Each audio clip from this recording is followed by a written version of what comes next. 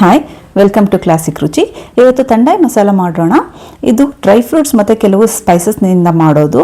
ಇದನ್ನು ಮನೆಯಲ್ಲೇ ಸುಲಭವಾಗಿ ಮಾಡ್ಕೋಬೋದು.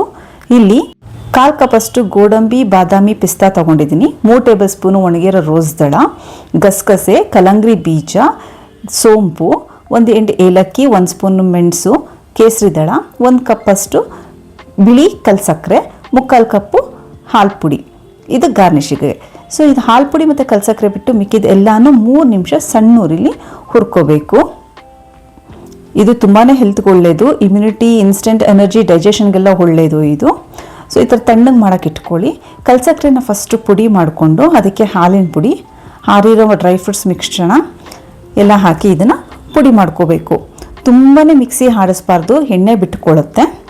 ಸೊ ಮೊದಲಿಗೆ ನಾನು ಕ್ಲಾಸಿಕ್ ತಂಡಿ ಮಾಡೋದು ಹೇಗೆ ಅಂತ ಇಲ್ಲಿ ತೋರಿಸ್ಕೊಡ್ತೀನಿ.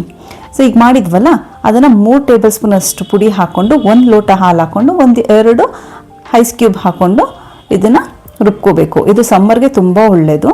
ಅದೇ ಥರ ಪಾನ್ ತಂಡಿ ಮಾಡೋದು ಹೇಗೆ ಅಂದರೆ 3 ಟೇಬಲ್ ಸ್ಪೂನ್ ಅಷ್ಟು ಪುಡಿ ಹಾಕ್ಕೊಂಡು, ಹಾಲು ಹಾಕ್ಕೊಂಡು, 5 ವಿಳೆದೆಲೆ, 1 ಸ್ಪೂನು ಗುಲ್ಕನ್ ಹಾಕೋಬೇಕು ಮತ್ತು 2 ಐಸ್ ಕ್ಯೂಬ್ ಹಾಕೋಬೇಕು. ವಿಳೆದೆಲೆ ತುಂಬಾ ಔಷಧಿ ಗುಣ ಇದೆ. ಜೀರ್ಣಕ್ಕೆ ಒಳ್ಳೆಯದು, ಕೆಮ್ಮು ಶೀತ ಕಡಿಮೆ ಮಾಡುತ್ತೆ, ಡಯಾಬಿಟಿಸ್ ಕೂಡ ಕಂಟ್ರೋಲ್ ಮಾಡುತ್ತೆ. ಸೊ ಇದನ್ನು ಮಾಡ್ಕೊಳ್ಳಿ. ಹೇಗಿತ್ತು ಅಂತ ಕಮೆಂಟ್ ಮಾಡಿ, ನಮ್ಮ ಚಾನೆಲ್ನ ಸಬ್ಸ್ಕ್ರೈಬ್ ಮಾಡಿ, ಹೀಗೆ ಸಪೋರ್ಟ್ ಮಾಡ್ತಾಯಿರಿ. Thank you.